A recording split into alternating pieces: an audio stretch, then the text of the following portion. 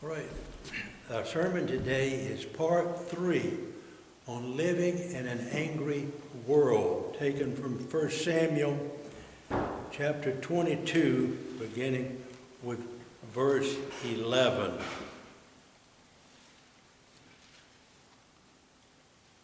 You cannot be angry and be compassionate at the same time.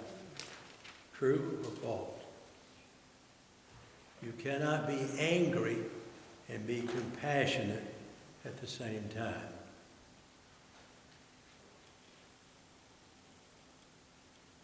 It is hard to be angry and to be rational at the same time. True or false? It's hard to be rational and to be angry at the same time.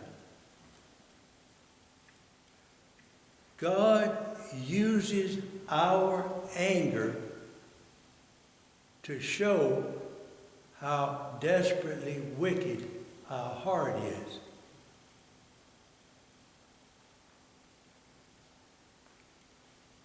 God uses our anger to humble ourselves, to see how quickly we need to come before the Lord and ask for forgiveness of anger and reveal even other sins to us. Anger causes damage, sometimes that can never be repaired. True or false?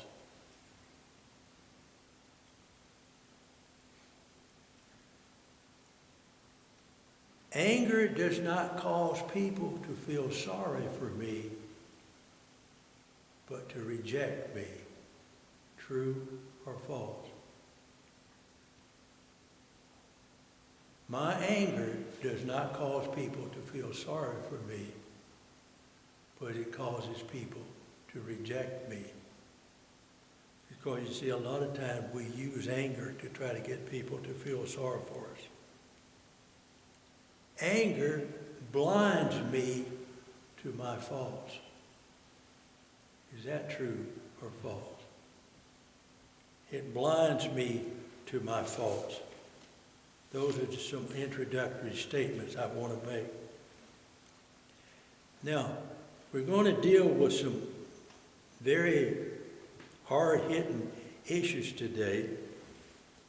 And we're going to deal with, first of all, our job in relation to an angry world. Let's look at verse 13. Then Saul said to him, this is the high priest, "Why have you, the son of Jesse, conspired against me in that you have given him bread, a sword, and you have inquired of God for him?" Saul says, "I'm going to have you put to death. And this is your crime. You gave a hungry man some bread to eat. You gave him the sword that was his." You remember he killed Goliath and he took Goliath's sword? And you prayed for him. Therefore, I am going to kill you.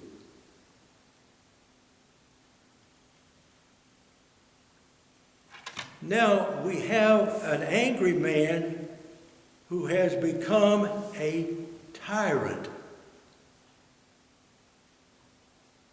He is no longer a king, but a tyrant. Now we want to talk about living under a corrupt government or living under a tyrant. Let's go to Romans 13, and let's look at a couple of verses. Now, we'll come back to 1 Samuel, so don't lose that. Let's go to Romans 13.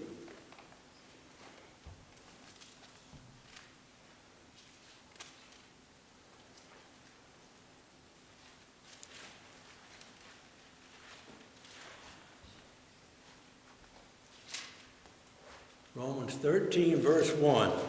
Let every person be in subjection to the government authorities. Now, we'll just stop there. All right, the Bible says that we are to obey the government. Now, let's drop down to verse 4. This is also talking about the government. So I'm going to insert the word government in verse 4. For the government is a ministry of God to you for good. So, one verse says to obey the government. The other verse says government is for good. Now, what is a good government? Let's go to 2 Samuel chapter 23. And this is David talking. And David perhaps was the best government the world ever had. If not the best, one of the best. So David gives us, let's call it a definition of government. 2 Samuel 23, the God of Israel, verse 3, the God of Israel said, the Rock of Israel spoke to me. He who rules over men righteously, who rules in the fear of God. So, Romans says that government is an instrument of doing good.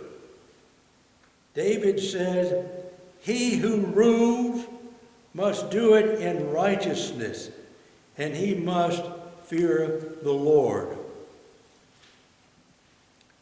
All right, it's very obvious at this point in Saul's life, he is not ruling as a good king.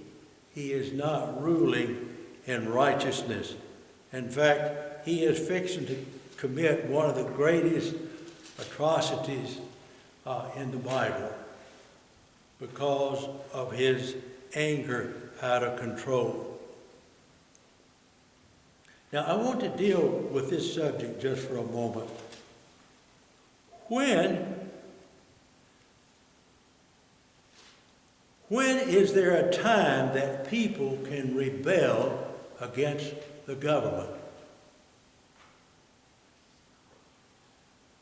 Well, we say according to Romans 13:1, never. But Romans 13:4 says government is there for the good of the people. Now, let me say this, I may forget it.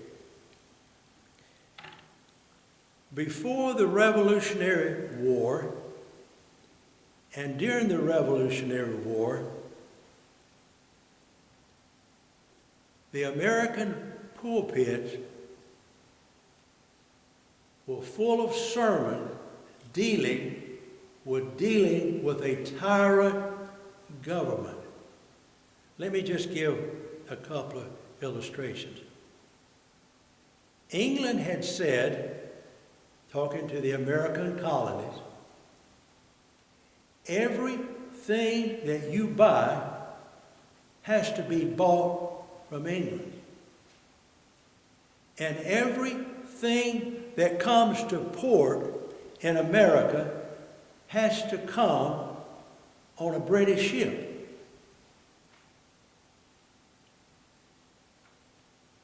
They didn't buy that. They said that is slavery. Another illustration, and there are many, many of them. And another one was,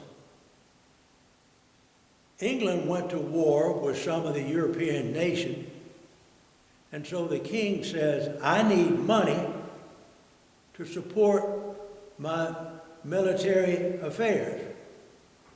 So we will raise taxes on the American colonies to pay for the wars in Europe. And the colonists said, hey, that's taxation without representation. We have no voice in the government, and you are making us slaves. So during that time, Sunday after Sunday, year after year, the preachers preached politics. They preached against a corrupt government. But somehow or another, it started primarily with Lyndon Baines Johnson. That you do not talk politics, or you do not talk against the government in the pulpit. Our founding fathers would say, what on earth are you talking about?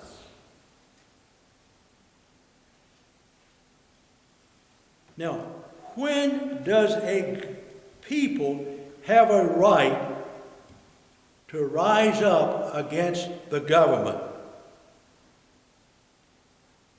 Number one, when a government knowingly and deliberately overrides the will of God.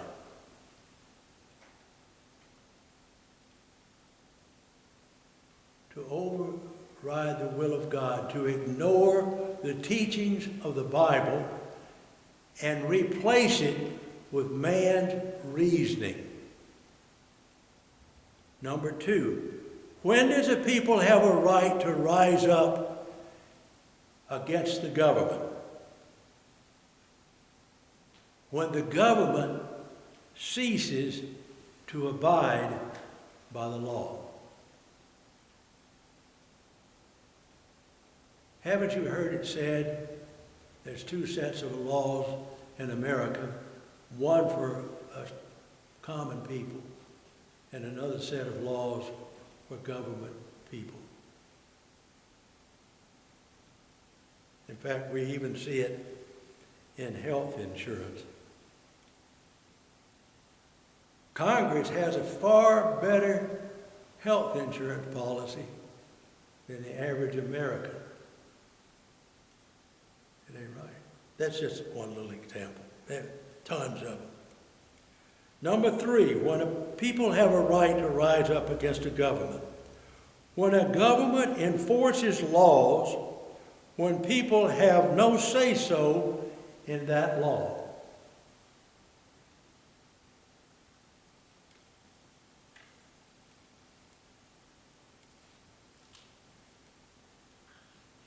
Right now, across the world, there are tyrant governments. The one closest to home is Canada. If you do not take the shot in Canada, you cannot go into a restaurant or a bar or sporting events. You're not allowed to travel. You cannot leave the country. There's a big, in fact, I was talking to a friend of mine who lives in another state. And I said to him last week, what do you think of all the protests that's going on in Canada? The truck drivers' protest. He said, I don't know what you're talking about. Now, I don't know if you're aware of it or not, but there's over 1,000 truckers with their rigs in Ottawa, Canada, the capital. They are protesting. They're saying, we want our basic freedoms back. They're not burning any buildings. They're not robbing any stores. They're just demanding, give me back my freedoms. Now, the same thing is going on in Australia. It's going on in France. It's going on in Germany, and it's going on in several other countries. There are many tyrant governments in the world, and let's don't be left out. We now have a tyrant government in the United States. Now, let's watch this. Let's go down to verse 17. And the king said to the guards who were attending him, "Turn around and put the priest of the Lord to death, because their hand also is with David, and because they knew that he was fleeing and did not reveal it to me." But the servants of the king were not willing to put forth their hand.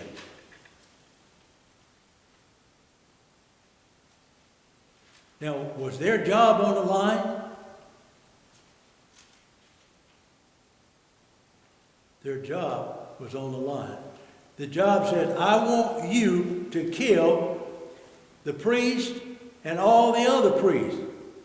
They said, "No, we're not going to do it."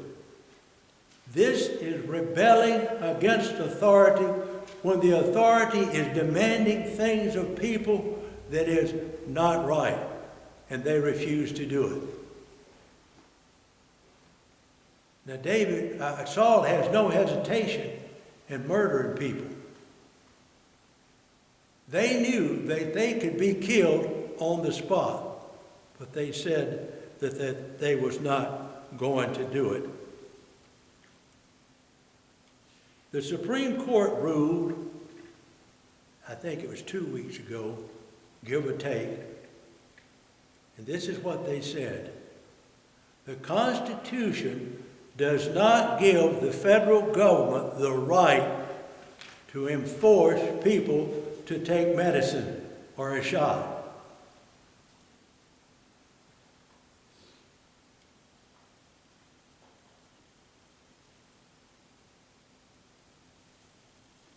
Are you familiar if I say T-Mobile? Do you know who I'm talking about? Shake your head.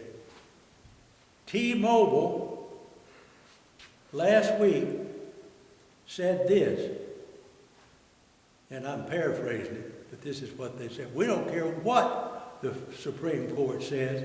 If any one of our employees has not had the shot by around the 1st of April, give or take, I forgot what day it was, you will be fired."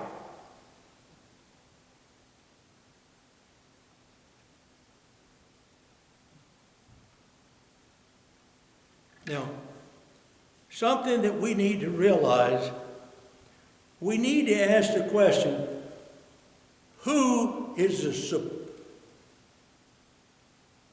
the supplier of my needs? And we've got to get that settled before we go very far in the Christian life. Is my company the supplier of my needs? If that is true, then you and I will bow down and we will do anything that our boss tells us to do. But if I will say and take a stand that God is a supplier of my needs, and I will look to Him no matter what, and I will trust Him. Jesus said, "Seek ye first the kingdom of God and His righteousness, and I will be your supplier as long as you live whatever you need."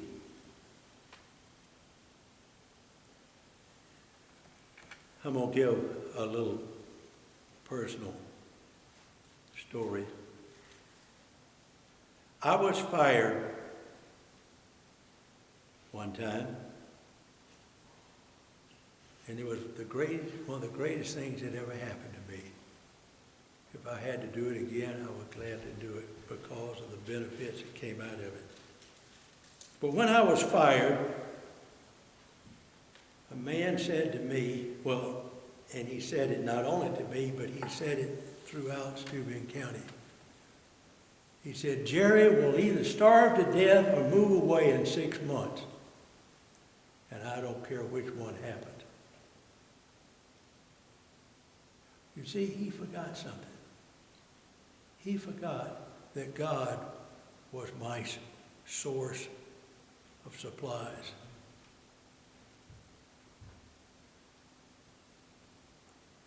I would like to tell more about what happened to him, but that's not in this sermon.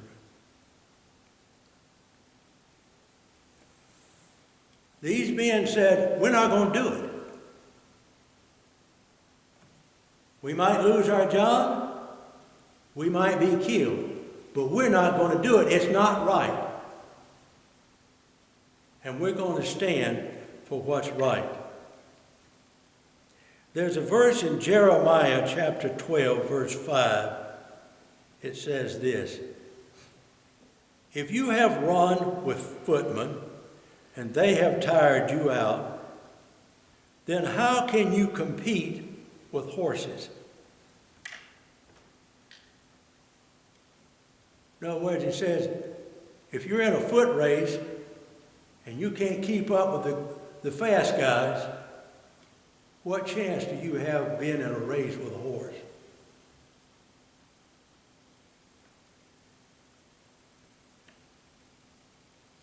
Here is what's happening, in my opinion. Satan is using tyrants, and tyrants are always servants of Satan. Tyrants are never God's people. The tyrants are testing the people of the world to see how far they can push the people of the world, because somewhere down the road, and it may not be far off, the final test will be you cannot buy or sell unless you bow down and worship Satan. That's where it's coming to.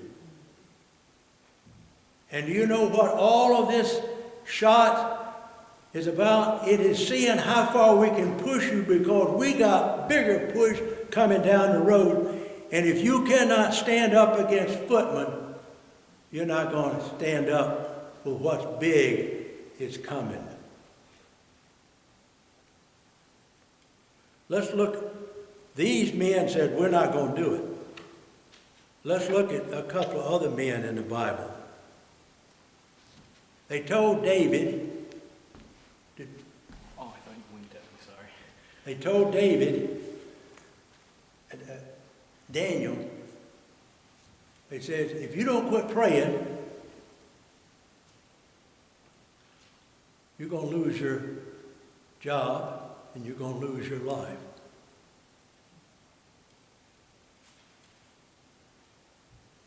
Daniel could have said, well, I'll just go in my closet and pray. I will compromise.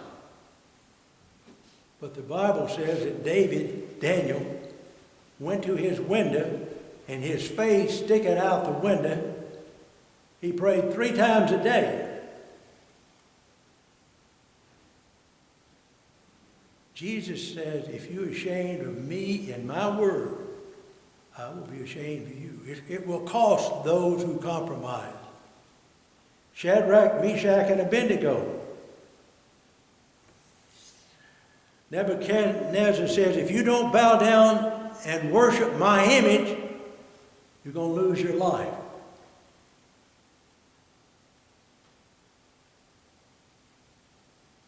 And they said, we're loyal to someone far more powerful than you are, Nebuchadnezzar. If we lose our lives, we lose our lives. Now, Revelation chapter 12, verse 11 says, they overcame him because they loved not their lives, even to death. God puts us in difficult situations. He wants to see where our loyalty is. And if my loyalty does not extend beyond my paycheck people, I'm in serious trouble with the Lord. I have got to come to the place to say, I'm going to do what's right if it costs my job. If it costs my life, I'm going to do what's right. And it is now coming again to where we were at the revolution. We have got to rise up against the tyrants in our government. I like what the commandant of the Marines said. He is in overcharge of all the Marines. This is close to a quote. He says, "This is not a vaccine. It is a medical experiment." As for the Marines, if they want the shot, they can have the shot. If they don't want the shot, they don't have to take the shot. Now that's freedom. But to say if you don't take the shot, you will lose your job, that is slavery. That is a tyrant. I want to give another illustration. In the year 1628, this is just 8 or 9 years after the Pilgrims came to America, the Church of England was upset with the Puritans. Now, what does the word Puritan mean? There was people in the Church of England who wanted to purify and clean up the church, and they were given the name Puritan. They didn't call themselves that. Their enemy called them that. So there was a ruling in England, and England only had one church that it recognized, and that was the Church of England. And so the ruling said, we want the list of every pastor in England. And I want you to put an O beside his name, or you put a P beside his name. O meant orthodox. O meant you conform to the teachings of the Church of England and you would not complain or try to change. P meant you was a Puritan and you were trying to reform things in the church that needed to be reformed. So they notified every pastor in England, and they said, if you will not allow an O to be put by your name, you are instantly fired.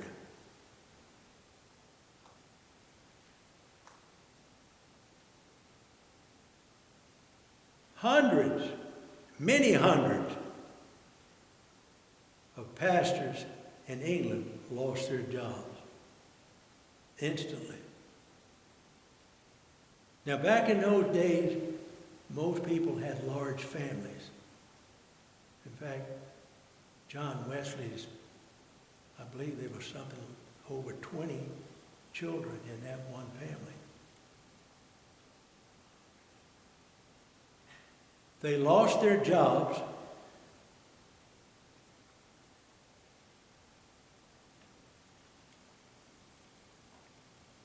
And history tells us that many of them suffered financially very severely. But they stood for what was right. The Church of England was not the source of their supply. They looked to God.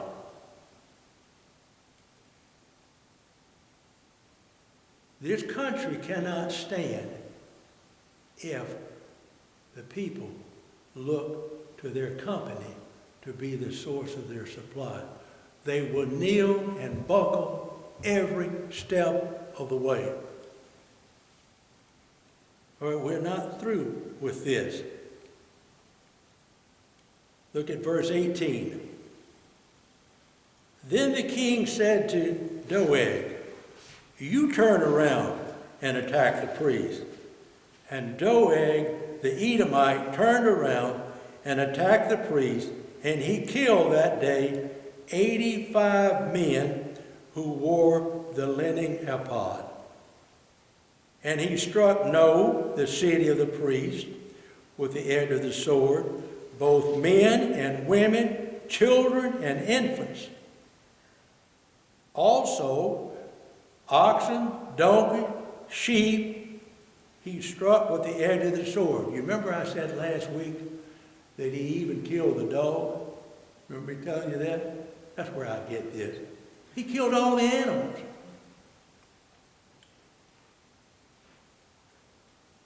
A tyrant.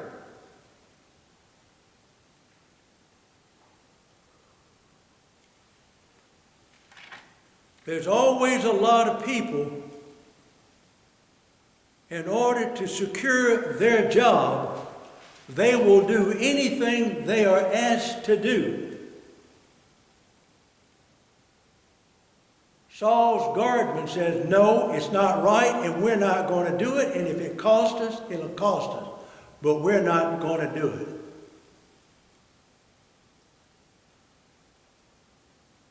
So, I am reading into the mind of Doeg. He's probably saying, well, if I do this, I'm probably going to get a promotion. I'm going to be in a much better standing with my boss than I was before. So without any hesitation, he killed 85 priests who had nothing to do with this situation. But his rage was out of control, and now he kills their wives, the children, the babies, and even the animals.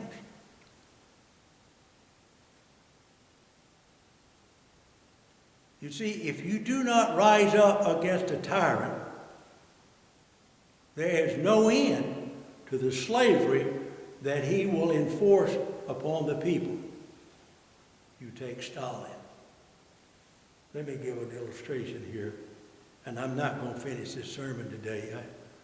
There's still a little bit more I want to say.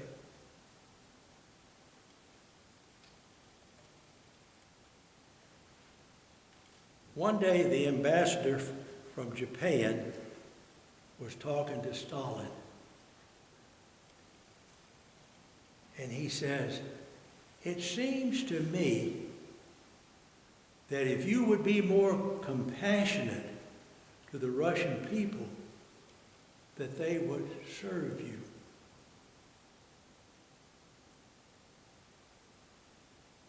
Stalin told one of his men standing by, he says, go get me a chicken.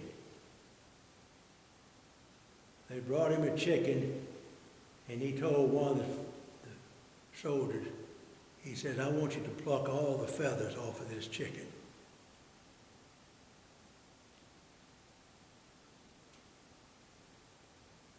It was a bitter cold day. They set the chicken down on the ground, and it ran and it got under Stalin's overcoat. Stalin says, if you are cruel to the people, they will beg for crumbs. As the chicken was begging for a little bit of heat,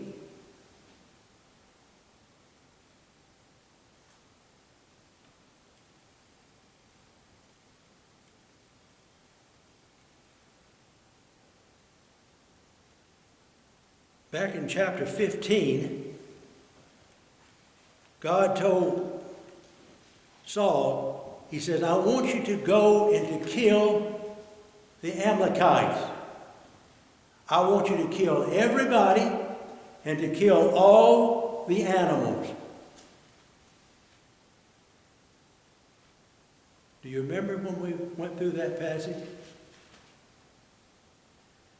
And when Samuel came, he said, Saul, did you do what God told you to do? Yes, I did. And Samuel said, well, I hear cows mooing and I hear sheep bleating, or whatever the word is. It don't sound like to me you did everything. He said, oh, I kept the best. And I spared the king. He had more compassion for the ungodly than he had for the priest of God. He spared the ungodly king of the Amalekites, but he killed the high priest and all the other priests. I think we'll close out today with this part, and we will finish anger next week.